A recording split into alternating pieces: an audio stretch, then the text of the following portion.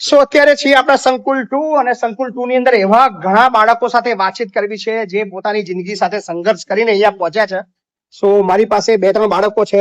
શું નામ બેટા તારું? ફેનિલ ફેનિલ. આખું નામ? દંતાણી ફેનિલ અમરતભાઈ. દંતાણી ફેનિલ અમરતભાઈ. તારા મમ્મી પપ્પા કોઈ નહીં? ના, શું થયું તું બેટા? મારા પપ્પા મને નહીં ખબર. મારા મમ્મી ઓપરેશન કરાવ્યું ને તો ઓફ થઈ ગયા. અને પપ્પા? મને નાનો હતો ને એટલે નહીં. ક્યારે ઓફ થઈ ગયા હતા? તો કોની જોડે હતો તું બેટા? મારી માસી જોડે. માસી જોડે હતો. અચ્છા, તારું નામ બેટા? મારું નામ માહિર ગિરીશ પરમાર. માહિર ગિરીશ પરમાર. માહિર ગિરીશ પરમાર. કઈ શું બેટા તું? હું અમદાવાદ. અમદાવાદ. તારું કોણ નથી? બે નહીં. શું થયું તારે? મારા મમ્મી ને કેન્સર હતું ને તો ઓપરેશન કરાવ્યું હતું તો તારે ઓફ થઈ ગયા હતા. મારા પપ્પા લોકો મને નહીં બોલાવતા એટલે કોઈ રાખતું નહીં મને. પપ્પા બોલાવતા જ નહીં? તાપા કઈ ગયા? એ અહીં રે એટલા જ રે એમની જોડે. અચ્છા, બોલાવતા જ નહીં તને? નહીં બોલાવતા. કોના જોડે જતો તું બેટા? હું મારી માસી જોડે રહું. ઓકે. તારું નામ બેટા? પરમાર પ્રેમ નીતિનભાઈ. પરમાર પ્રેમ નીતિન. પ્રેમ નીતિનભાઈ. કઈ શું બેટા તું? થાન ચોટીલા. થાન ચોટીલા નો છું. તારું કોણ નહીં બેટા?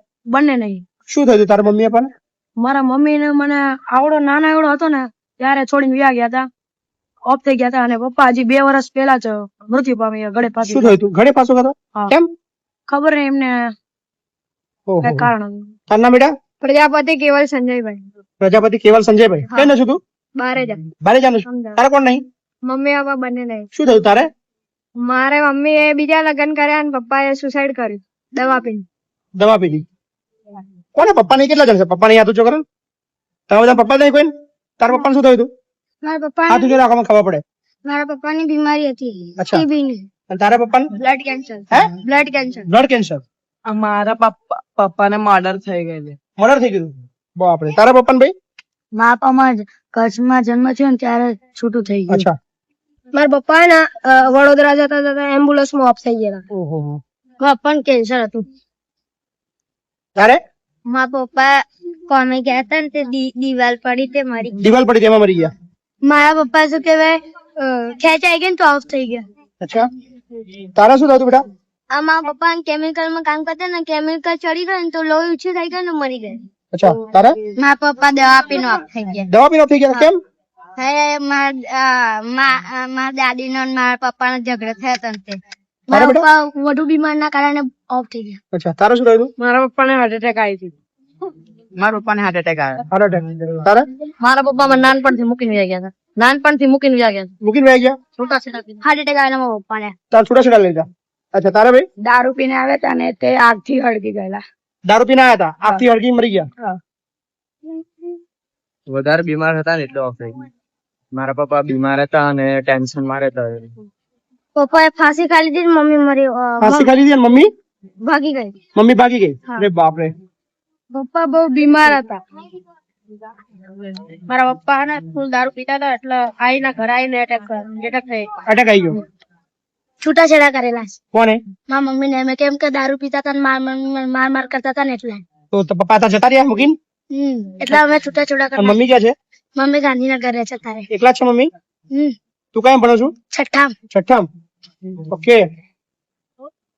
સો આ બધા જ બાળકોની જે તકલીફો છે એ અલગ અલગ છે. આવા તો આપણી પાસે હજારો બાળકો છે કયા પ્રકારનું જિંદગી જીવીને આવ્યા છે. પણ હવે આપણા બધાની ફરજ છે કે આ બધા બાળકોનું ભવિષ્ય આપણે ઉજ્જવળ બનાવીએ.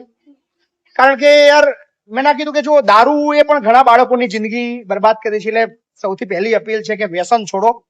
વ્યસન એટલા માટે છોડો કે તમારા બાળક માટે, તમારા પરિવાર માટે. કારણ કે તમે વ્યસન કરીને તમે કદાચ દારૂ પીને રોડ પર પડ્યા રહો છો પણ તમારી એ દારૂની સજા તમારા બાળકો અને તમારા પત્ની ભોગવે છે. તો ઘણા એવા છે જેને ઝઘડા થયા છે કે સળગીને મરી ગયા, ગળે ફાંસો ખાઈ લીધો, દવા પી લીધી. સો આ બધા કિસ્સા સમાજનું બહુ મોટું દૂષણ છે.